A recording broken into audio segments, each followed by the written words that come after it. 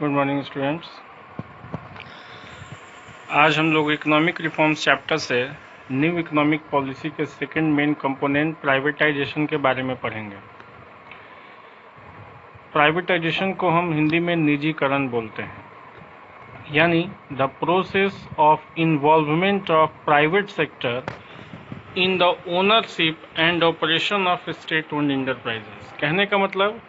कि प्राइवेटाइजेशन एक ऐसी प्रक्रिया है जिसके थ्रू सरकार के जो मालिकाना हक वाली कंपनियां हैं, यानी जो सरकारी कंपनी है जिसका ओनरशिप गवर्नमेंट के हाथों में होता है, जिसका मैनेजमेंट से रिलेटेड मेजर डिसीजन लेने का अधिकार गवर्नमेंट के हाथों में होता है, ऐसे कंपनियों का ओनरशिप या ऐसे कंपनियों का मैनेजमेंट जो है प्राइवेट सेक्टर के हाथों में देना,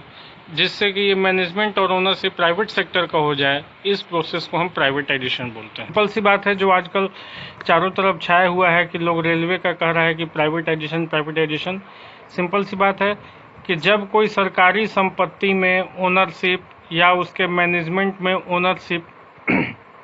जो है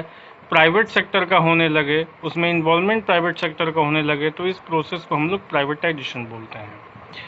प्राइवेटाइजेशन जो है गवर्नमेंट हमारे देश में दो तरह से करती है,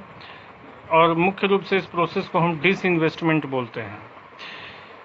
यानी पब्लिक सेक्टर कंपनियों के शेयर्स को, उसके शेयर कैपिटल में ज़्यादा हिस्सा जो है प्राइवेट सेक्टर को दे देना, उसके शेयर्स को प्राइवेट सेक्टर से बेच देना ही डिसइन्वेस्टमेंट कहलाता है। इसको हिंदी में हम विनिवेश बोलते हैं, यानी the process of selling the share capital of state owned enterprises to private sector. तो दो तरीके से होता है, एक outright sale of government enterprises, कहने का मतलब कि जो सरकारी कंपनियां हैं उनके ओनरशिप को डायरेक्टली जो है प्राइवेट सेक्टर के हाथों में ट्रांसफ़र कर दिया जाता है। इसमें शेयर्स वगैरह की कोई बातें जल्दी नहीं होती हैं, और यानी कि पूरी तरह से वो जो है सरकारी कंपनी को प्राइवेट सेक्टर के हाथों डायरेक्टली सेल कर दिया जाएगा। और दूसरा होता है कि जो मिक्स्ड इंटरप्राइजेज हैं, यानी कि जो वैसी कंपनियां जिसमें सरकार भी और प्राइवेट सेक्टर दोनों के कॉम्बिनेशन से जो कंपनियां चल रही हैं, उस कंपनी से सरकार अपना ओनरशिप जो है वो हटा लेगी, सरकार अपना मैनेजमेंट से रिलेटेड जो उसके पास अथॉरिटी है उसको हटा लेगी। तो इसको हम बोलते हैं प्राइवेटाइजेशन, यानी withdrawal of government ownership and management from mixed enterprises. तो जो पूर्ण रूप से सरकारी कंपनियां हैं उसको, उसके शेयर्स को प्राइवेट सेक्टर को बेच देना, that is outright sale of government enterprises, जिसमें प्राइवेट सेक्टर का पहले से कोई हिस्सा नहीं था उसमें प्राइवेट सेक्टर को हिस्सा देना, वो हो गया। और दूसरा कि वैसे मिक्स्ड कंपनियां, मिक्स्ड इंटरप्राइजेज जिसमें सरकार और प्राइवेट सेक्टर दोनों के कॉम्बिनेशन से रन कर रहा था, उसमें से गवर्नमेंट का अपना ओनरशिप हटा लेना, अपने मैनेजमेंट पद से अथॉरिटी हटा लेना, दिस इज कॉल्ड प्राइवेटाइजेशन। तो इस तरह से जो पब्लिक सेक्टर कंपनियां हैं उसमें ओनरशिप और ऑपरेशन में प्राइवेट सेक्टर का इन्वॉल्वमेंट होने की प्रक्रिया ही प्राइवेटाइजेशन कहलाती है। और इस प्रोसेस को गवर्नमेंट जिसके थ्रू करती है उसको हम डिसइन्वेस्टमेंट बोलते हैं। ये दो तरीके से होता है, एक कि गवर्नमेंट इंटरप्राइजेस को डायरेक्टली सेल कर दिया जाएगा, उसके मैक्सिमम शेयर्स को जो है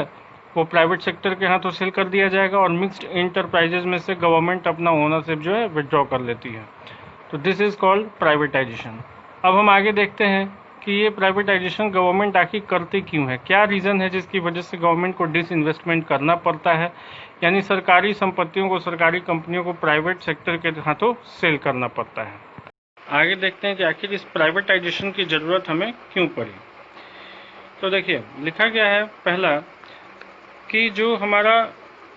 लीड रोल था वो पब्लिक सेक्टर अंडरटेकिंग्स का ही होता था। 1940 टू 1990 के बीच में जो भी इंडस्ट्रियल पॉलिसी बनाया गया या जो भी कोर इंडस्ट्री थे वो सब पब्लिक सेक्टर अंडरटेकिंग्स के ही कंट्रोल में था। और चूंकि इनमें बहुत ज़्यादा लीकेज, पिल्फरेज और करप्शन था, यानी बहुत ज़्यादा इसमें चोरी, बेईमानी, भ्रष्टाचार ये सब बढ़ चुका था, और इतना ज़्यादा ये हो चुका था कि सरकार जो है अपने बजट का ज़्यादा हिस्सा उन कंपनियों में लगाते जाती थी, लेकिन उससे कंपनी का ग्रोथ नहीं हो पाता था, और कंपनी पे समय के साथ साथ इतना ज़्यादा लॉस हो गया था कि अब उस कंपनी का सर्वाइव करना मुश्किल हो गया था। इसलिए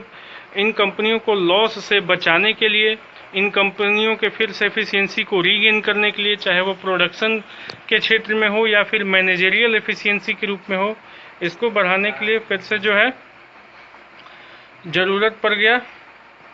कि हम लोग प्राइवेटाइजेशन करें। इसके साथ साथ भारतीय अर्थव्यवस्था जो है उस समय बहुत तेज़ी से स्ट्रक्चरल ट्रांसफॉर्मेशन इंडियन इकोनॉमी में होने लगा। यानी स्ट्रक्चरल ट्रांसफॉर्मेशन का मतलब कि जनसंख्या का जो एक बड़ा हिस्सा है वो अब एग्रीकल्चर सेक्टर से शिफ्ट करके जो है इंडस्ट्रियल सेक्टर की तरफ उसका झुकाव बढ़ गया। यानी जीडीपी में जो है अब एग्रीकल्चर सेक्टर का जो कंट्रीब्यूशन है वो धीरे धीरे कम होने लगा और इंडस्ट्रियल सेक्टर का कंट्रीब्यूशन जीडीपी में बढ़ने लगा। यानी जो वर्किंग पॉपुलेशन था उसका एक बड़ा पार्ट जो है इंडस्ट्री सेक्टर की तरफ बढ़ने लगा। इसके अलावा प्राइवेटाइजेशन इसलिए भी जरूरी था ताकि हमारे पास पैसे कम थे, इकोनॉमिक क्राइसिस में हमारा देश चल रहा था, इससे हम फॉरेन डायरेक्ट इन्वेस्टमेंट को जो है अट्रैक्ट कर सकें, विदेशी जो है कंपनियां हमारे देश में आए, इन्वेस्टमेंट करें, हमारे देश में प्रोडक्शन हो, एम्प्लॉयमेंट जनरेट हो, इनकम जनरेट हो, और साथ साथ इसकी वजह से हमारे यहाँ कंपटीशन बढ़े, प्रोडक्ट में डाइवर्सिफिकेशन आए और कंज्यूमर को एक बहुत बड़ा चॉइस जो है अवेलेबल हो सके। यानी ये पहले आपको अगर एक दो ही प्रोडक्ट होते हैं, जैसे बीएसएनएल था कम्युनिकेशन के क्षेत्र में, तो बीएसएनएल होने की वजह से एक समय ऐसा था कि काफ़ी ज़्यादा ये कॉस्टली होता था और मोनोपोली था इसका, क्योंकि ये दूसरा कोई भी जो है कॉम्पिटिटर इसका नहीं था, तो मोनोपोली हुआ करता था, लोगों को बहुत ज़्यादा पेमेंट करना पड़ता था इनकमिंग कॉल के लिए भी, आउटगोइंग कॉल के लिए भी, तो उस तरह से मोबाइल फ़ोन उतना प्रचलित नहीं था। लेकिन जैसे ही एफडीआई प्रमोट हुआ, टेलीकम्युनिकेशन के क्षेत्र में विदेशी कंपनियां हमारे देश में आने लगी या प्राइवेट सेक्टर भी इस क्षेत्र में आगे बढ़ने लगे, जैसे आपके देश के ही प्राइवेट सेक्टर में रिलायंस हो गया, आइडिया हो गया, उसी तरह से आप देखिए एयरटेल हो गया, एफडीआई के थ्रू जो हमारे देश में वोडाफोन आया, टेलीनॉर आया, ऐसे बहुत सारी कंपनियां जब आना शुरू हुई, कंपटीशन बढ़ा, एफिशिएंसी बढ़ी, तो आज मोबाइल फ़ोन सस्ता हो गया है ना, इनकमिंग जो है वो फ्री हो गया। तो इस तरह से और कंज्यूमर के पास चॉइस भी हो गया कि हाँ हमको सिर्फ जियो पे ही नहीं डिपेंड होना है, हमको सिर्फ एयरटेल पे ही नहीं डिपेंड होना है, हमारे पास चॉइस है, हम कई जो हमको ज़्यादा सेटिस्फाई करेगा उसको हम ज़्यादा प्रेफर करेंगे। तो इस तरह से डाइवर्सिफिकेशन को प्रमोट करने के पॉइंट ऑफ व्यू से भी जो है हमारे यहाँ इस प्राइवेटाइजेशन की ज़रूरत थी। यानी आज हमारे बहुत सारे नीड इसलिए सेटिस्फाई होते हैं, कम प्राइस पे करके सेटिस्फाई होते हैं, क्योंकि प्राइवेटाइजेशन जो है इसमें अपना एक इम्पॉर्टेंट रोल प्ले करता है। सबसे बड़ी बात कि प्राइवेटाइजेशन होने की वजह से कॉम्पिटिटिव इन्वायरमेंट क्रिएट होता है और कंपटीशन से जो है एफिशिएंसी बढ़ता है। आगे हम देखते हैं डिसइन्वेस्टमेंट का मुख्य उद्देश्य क्या था। तो चूंकि हमने इकोनॉमिक रिफॉर्म के रीजन में ही पढ़ा था कि भारत का जो फिस्कल डेफिसिट है उस टाइम बहुत ज़्यादा हो गया था, भारत पे कर्ज बहुत ज़्यादा था, तो इस कर्ज को कम करने के लिए सरकार को पैसे की ज़रूरत थी और इसलिए सरकार डिसइन्वेस्टमेंट की, यानी पब्लिक सेक्टर को प्राइवेट सेक्टर से बेचा गया और उससे जो पैसा आया उससे कुछ कर्ज हमारे यहाँ कम किए गए। इसके साथ साथ पब्लिक सेक्टर अंडरटेकिंग्स जो काफ़ी लॉस में चल रहे थे, इन कंपनियों के लॉस को कम करने के लिए, इन कंपनियों की एफिशिएंसी को बढ़ाने के लिए सरकार को ऐसा लग गया कि भाई हमसे जो है अब ये कंपनियां जो हैं मैनेज नहीं हो पाएंगी, बहुत ज़्यादा करप्शन हो रहा है, मैनेजर हमारे उतने एफिशिएंट नहीं हैं, तो इसलिए ऐसे पब्लिक सेक्टर अंडरटेकिंग्स जो लगातार लॉस में जा रहे थे, इनके लॉस को कम करने के लिए, इनके एफिशिएंसी को बढ़ाने के लिए इसका प्राइवेटाइजेशन करना ज़रूरी था। इसके बाद लिखा गया है कि जो भी हमने पढ़ा था कि सरकार जो है बहुत सारे वैसे इंडस्ट्री जिनको प्राइवेट सेक्टर इजीली रन करा सकते थे उसमें भी गवर्नमेंट जो है अपना इन्वेस्टमेंट करके रखी हुई थी। तो सरकार ने ऐसी कंपनियों को भी जो है डिसइन्वेस्ट करना शुरू किया, यानी कि इनको भी प्राइवेटाइजेशन करना शुरू किया गया ताकि गवर्नमेंट का जो रिसोर्स है ऐसी कंपनियों में ना लग करके इनसे भी जो ज़्यादा प्रायोरिटी वाले एरियाज़ हैं, जो बेसिक इंफ्रास्ट्रक्चर डेवलपमेंट से रिलेटेड है, एम्प्लॉयमेंट जनरेशन से रिलेटेड है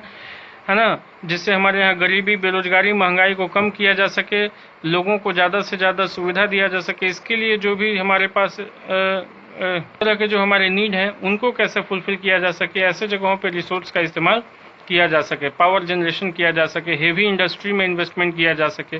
तो इस तरह से जो हाई प्रायोरिटीज़ एरियाज़ हैं वहाँ पे रिसोर्स को एलोकेट करने के लिए कुछ ऐसे सेक्टर जो गवर्नमेंट के लिए ज़्यादा इम्पोर्टेंट नहीं थे उनको प्राइवेटाइजेशन उनका किया गया। तो इस तरह से डिसइन्वेस्टमेंट का 4 उद्देश्य था। पब्लिक डेट यानी सरकार के कर्ज को कम कर, सरकार के ऊपर जो बोरोइंग का लायबिलिटी था उसको कम करना, पब्लिक सेक्टर अंडरटेकिंग्स जो लॉस में चल रहे थे उनके लॉस को कम करना, उनके एफिशिएंसी को बढ़ाना, और गवर्नमेंट के पास जो रिसोर्स अवेलेबल है उस रिसोर्स को इन कंपनियों में न लगा करके जिनसे सरकार को कोई खास बेनिफिट नहीं है, उसको हाई प्रायोरिटी एरियाज यानी दूसरे इंपॉर्टेंट क्षेत्र में इन्वेस्ट करना, उस पैसे को लगाना। तो इस तरह से हम देखें प्राइवेटाइजेशन क्या होता है, प्राइवेटाइजेशन किस फॉर्म में होता है, मेनली डिसइन्वेस्टमेंट बोलते हैं उसको, 2 तरह से होता है ये। इसके बाद हम लोग देखें कि हमारे यहाँ प्राइवेटाइजेशन की ज़रूरत क्यों पड़ी थी 91 के टाइम, है ना।